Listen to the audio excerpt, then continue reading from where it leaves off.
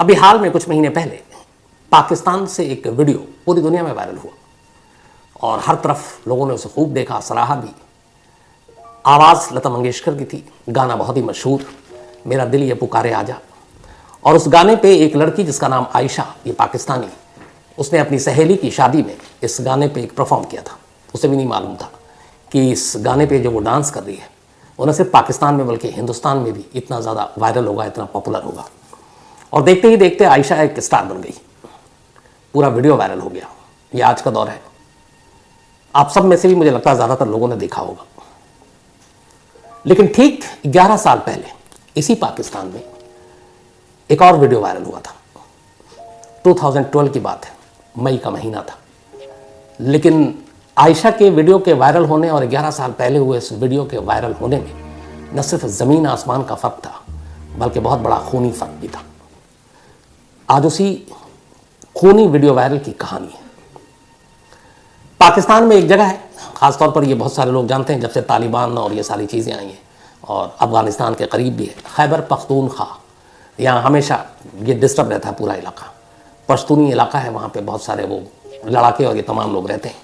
और खैबर पख्तूनख्वा में अलग अलग जो इलाका है वहाँ पे ज़्यादातर अलग अलग ट्राइब्स रहते हैं, उनके अलग अलग, मतलब जैसे हमारे यहाँ होता है तो वैसे ही वहाँ पे ट्राइब्स हैं अलग अलग। आमतौर पर शहरी ज़िंदगी से ये लोग कटे होते हैं, इनके अपने दस्तूर, अपना कानून होता है, और जो सरकार और सरकारी कानून है उनमें से बहुत सारी चीज़ों को ये लोग नहीं मानते और सरकार फोर्स भी नहीं करती है, उन्हें लगता है उनके हाल पे छोड़ दो। ऐसे समझिए कि कुछ ऐसे रिवाज, कुछ रीति, कुछ रस्में होती हैं जो वो गाँव वाले खुद तय करते हैं और उसी के हिसाब से पूरा गाँव उसको मानता है और चलता है। जैसे अपने कई बार आपने सुना होगा खाप पंचायत या पंचायत अलग अलग, तो उनके आदेश, उनके फरमान कई बार सरकार और संविधान के ख़िलाफ़ होता है, लेकिन कोई उसके ख़िलाफ़ नहीं जाता जो वहाँ पर रहता है। तो खैबर पख्तूनख्वा में एक इलाका है जिसका नाम है कोहिस्तान, और ये कहानी कोहिस्तान वीडियो केस के नाम से मशहूर है। तो इसी कोहिस्तान में एक फैमिली रहा करती थी। इस फैमिली के तमाम लोग पढ़ाई लिखाई और अपना बाकी काम धंधा करते थे। उनमें से एक था अफजल कोहिस्तान। अफजल कुल 8 भाई थे और अफजल का अपना टेलरिंग शॉप था, शहद का कारोबार था, और खाली वक्त में वो कानून की पढ़ाई किया करता था। तो बाकी अफजल और अफजल के भाई वहीं रहते थे। इसी दौरान में अफजल के 2 भाई अफजल के साथ रहा करते थे और अफजल की बीवी भी। तो ये अपने जो पुश्तैनी जो गांव था वहाँ से थोड़ी दूर कारोबार के सिलसिले में, मतलब कोहिस्तान से अलग, गदार एक जगह है, गदार से दूर रहा करता था।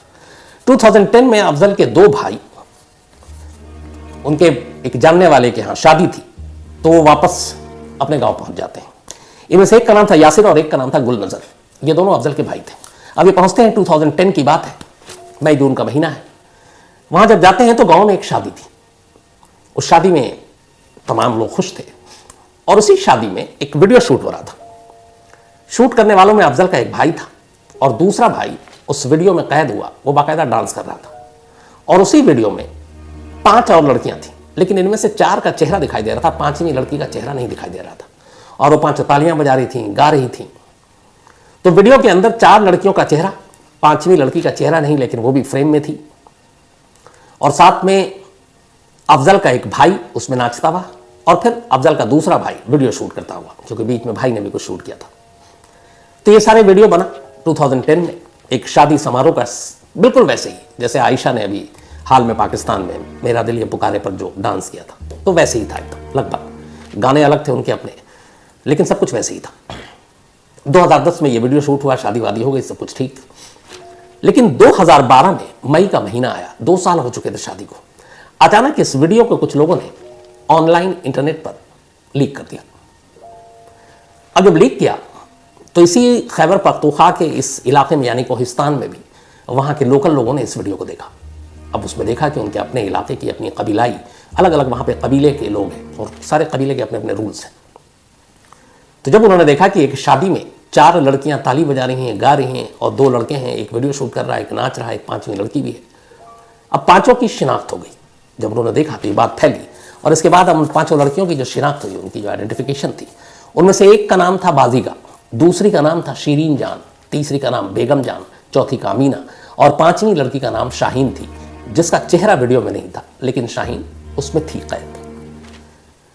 ये 5 लड़कियां उस वीडियो में गा रही हैं और तालियां बजा रही हैं।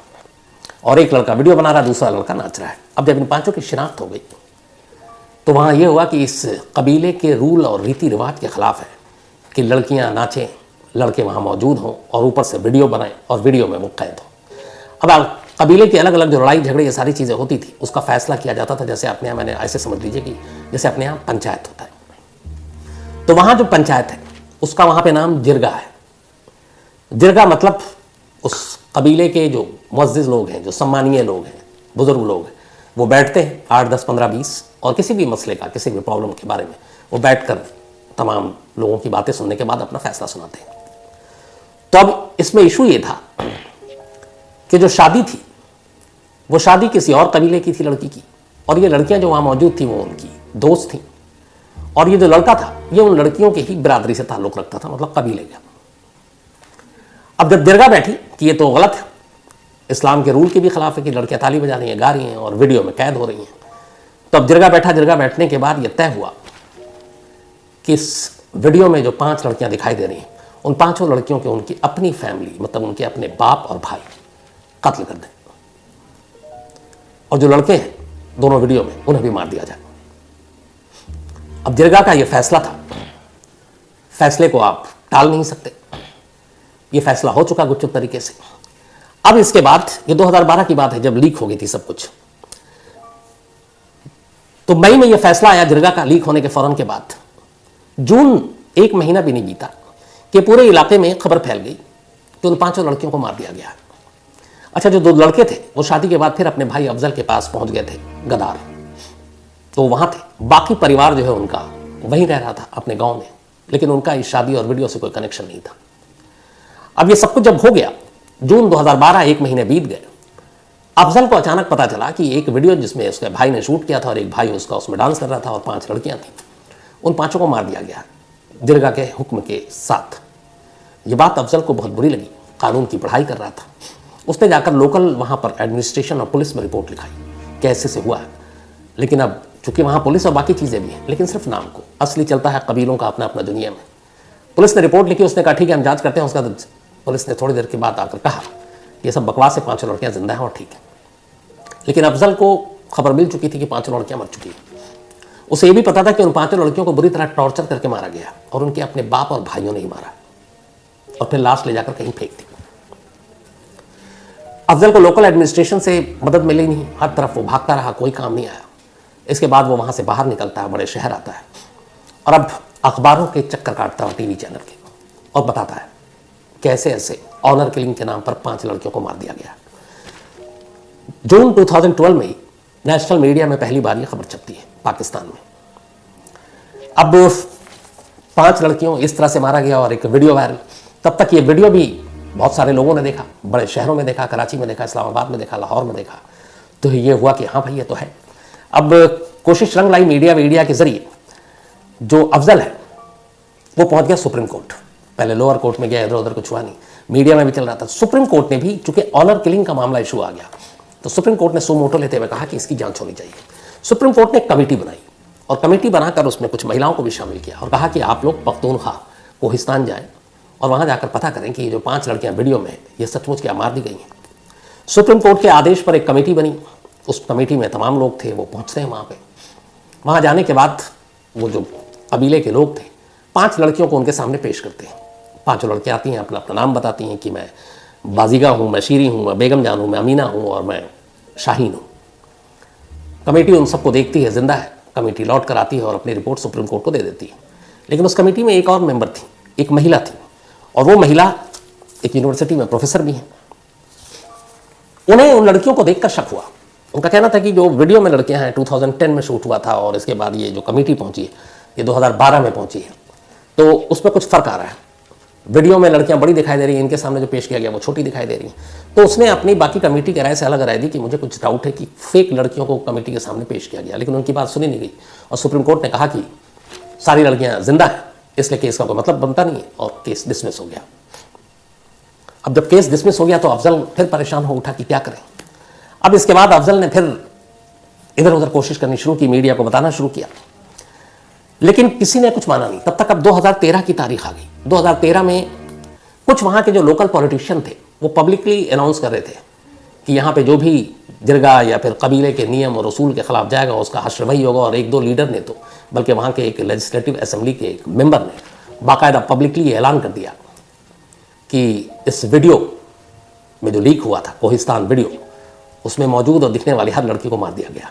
अब एक पब्लिक सर्वेंट, एक नेता, एक चुना हुआ मेंबर पब्लिकली ये कह रहा है और ये रिकॉर्ड हो गया। जब ये मिला तो इस रिकॉर्डिंग के साथ अफजल दोबारा सुप्रीम कोर्ट पहुंचा। उसने कहा कि देखिए, अब खुद वहाँ के चुने हुए जो मेंबर है वो कह रहे हैं कि वो मारे जा चुके हैं, 5 लड़कियाँ, तो इसलिए इस केस को रीओपन किया जाए।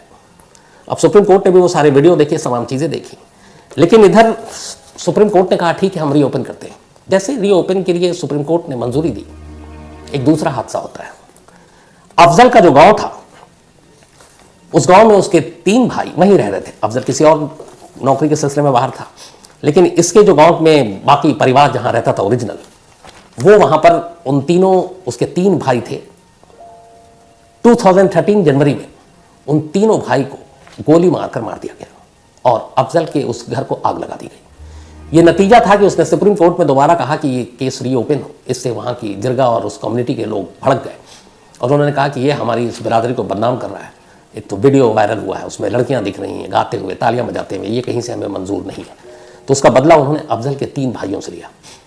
इधर जो अफजल के बाकी 2 भाई थे, वो उन्हें उस गाँव के लोगों ने पनाह दे दी जो उसकी एक बिरादरी से ताल्लुक़ रखते थे और जो लड़की की भी बिरादरी सेम थी कबीले के हिसाब से। तो 8 फरवरी को ये ऐलान किया था एक मेंबर ने और इसके बाद सुप्रीम कोर्ट ने फिर कहा कि रीओपन करते हैं, लेकिन उसी दौरान में इन 3 भाइयों का कत्ल कर दिया गया। अब जब ये खबर आई तो इसके बाद ये हुआ कि नहीं, मामले में कुछ तो सच्चाई है। अब सुप्रीम कोर्ट को भी इस 3 कत्ल की खबर मीडिया के जरिए मिली और कत्ल के तार उसी वीडियो से जुड़ रहे हैं। सुप्रीम कोर्ट ने फिर से कमेटी बनाई और अब ये था कि पिछली बार लड़कियां गलत दिखाई गई हैं, तो इस बार इस बात का ध्यान रखा जाए। अब इस बार फिर से एक कमेटी पहुंचती है उसी कबीले के इलाके में और इस बार भी वो लेडी शामिल थी। उनका नाम है डॉक्टर फरजाना बारी, जो एक प्रोफेसर है यूनिवर्सिटी में। और पिछली बार भी जब वो गई थी तब उन्होंने शक जताया था कि असली लड़कियां नहीं हैं और अब वही बात सच निकल रही थी। तो सुप्रीम कोर्ट ने दोबारा कमेटी बनाई और दोबारा कमेटी बनाने के बाद नवंबर 2016 की तारीख अब आ गई थी। एक कमेटी फिर पहुंचती है गांव, वहां कहा जाता है कि 5 लड़कियों को पेश किया जाए। 5 लड़कियां पेश होती हैं। इस बार कमेटी उनकी तस्वीर भी खींचती है। अच्छा, इससे पहले क्या होता है, जब सुप्रीम कोर्ट रीओपन केस करता है तो सुप्रीम कोर्ट पाकिस्तान का कहता है कि 5 लड़कियों को कोर्ट में पेश किया जाए ताकि सिंपल फैसला हो जाएगा कि लड़कियां जिंदा हैं या मर चुकी हैं।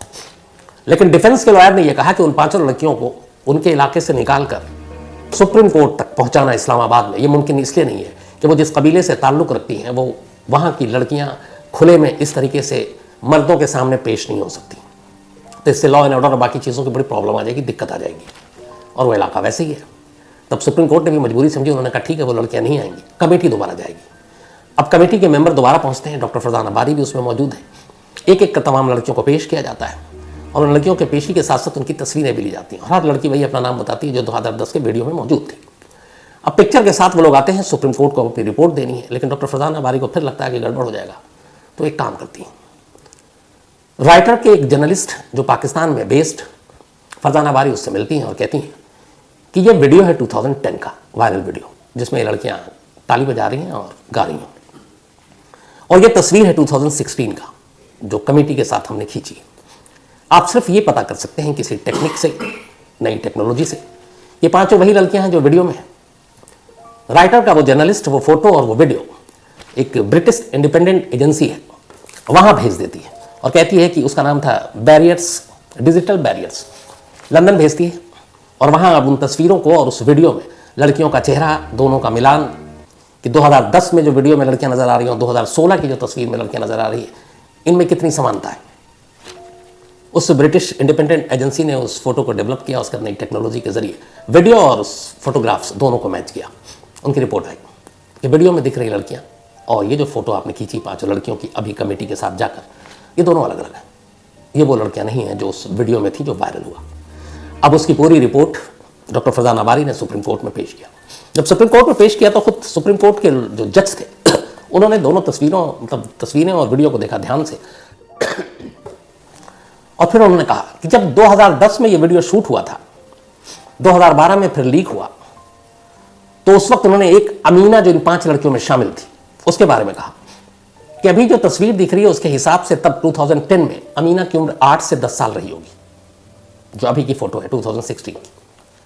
और उसी तरीके से बाकी लड़कियों की उम्र भी 8, 10 या 12 साल के दरमियान रही होगी। लेकिन जो वीडियो में 5 लड़कियां दिखाई दे रही हैं उनमें से बल्कि 4 का चेहरा साफ है, 1 का नहीं है। वो चारों लड़कियां वीडियो में देखकर साफ साफ पता चलता है कि इनकी उम्र 20 से 22 साल के दरमियान थी 2010 में। यानी अगर 2016 की बात करें तो उसमें 6 साल और जोड़ दीजिए तो 26 से 28 साल अब उनकी उम्र होगी। लेकिन कमेटी के सामने जो लड़कियां पेश की गई 5, उनकी जो तस्वीरें थी वो सब 14 से 16 साल के अब उस वक्त 2016 में नजर आ रही थी। और उस एजेंसी राइटर के जरिए जो उन्होंने किया था उससे भी पता चल गया कि ये वीडियो और ये अलग अलग है। अफजल को लगा कि अब जीत हासिल है। इसके बाद फिर सुप्रीम कोर्ट ने कहा कि अब जांच किया जाए। सुप्रीम कोर्ट के आदेश पर कोहिस्तान पुलिस ने आखिरकार 2018 में मुकदमा दर्ज किया 5 लड़कियों के कत्ल का।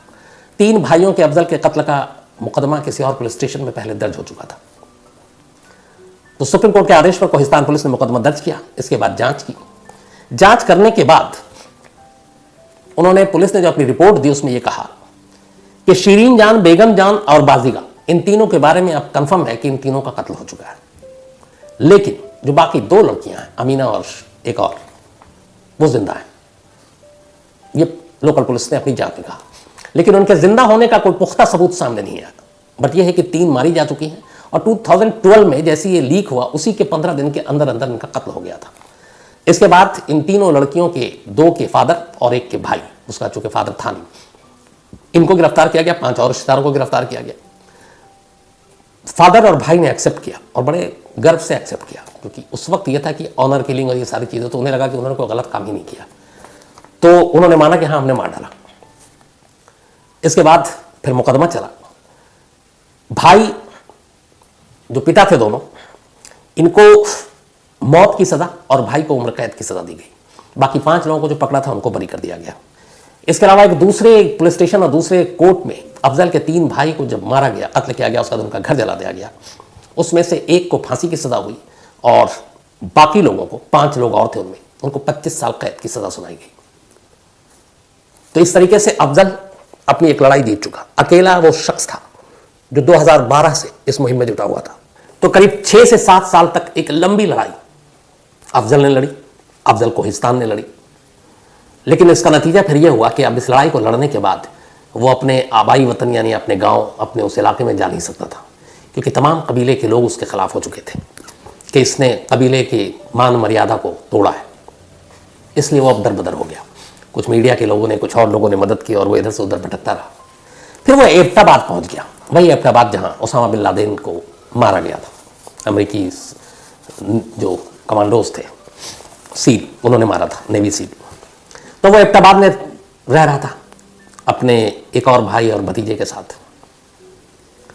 6 मार्च 2019, 6 मार्च 2019 एबटाबाद में उसका पता चल गया और वही उसके कबीले के लोग, जिस कबीले से ताल्लुक़ रखती थी वो 5 लड़कियां, वो लोग उसका लगातार पीछा कर रहे थे। 6 मार्च 2019 को उन्हें मौका मिला और वो जब अपने घर की तरफ गुजर रहा था एबटाबाद में, सरेआम उसे गोलियों से छलनी कर दिया गया और अफजल की मौत हो गई।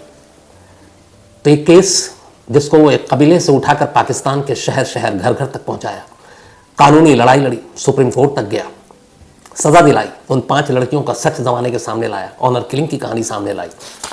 लेकिन आखिर में इस सच को सच साबित करने का अंजाम यह हुआ कि खुद अफजल को भी मार दिया गया। आज भी ये पाकिस्तान में कहानी ऑनर किलिंग, या फिर ये कहें कि जो अफजल की एक लड़ाई है और कोहिस्तान वीडियो केस के नाम से जाना जाता है। तो मुझे यही याद आया कि जब इस कहानी को शुरू कर रहे हैं कि वक्त कैसे बदलता है, या फिर जगह और बाकी चीज़ें भी मायने रखती हैं। बहुत तेज़ी से हम लोग बेशक तरक्की करें, लेकिन एक ही देश में बहुत सारे ऐसे इलाके हैं जहाँ आज भी पुरानी रस्में, रिवायत, रिवाज उसी तरीके से मानी जाती हैं। और उसकी मिसाल हमारे यहाँ भी है। बहुत सारी ऐसी ऑनर किलिंग की जब तक खबर आती रहती है, पंचायत और खाप पंचायत के फैसले हम सब जानते हैं। तो उसी पाकिस्तान में एक आयशा जो रातों रात स्टार बन जाती है, और उसी पाकिस्तान के एक हिस्से में 5 ऐसी मासूम लड़कियां जो सिर्फ ताली बजा रही थी और गाने गा रही थी, उन्हें मार दिया जाता है। तो ये थी कहानी।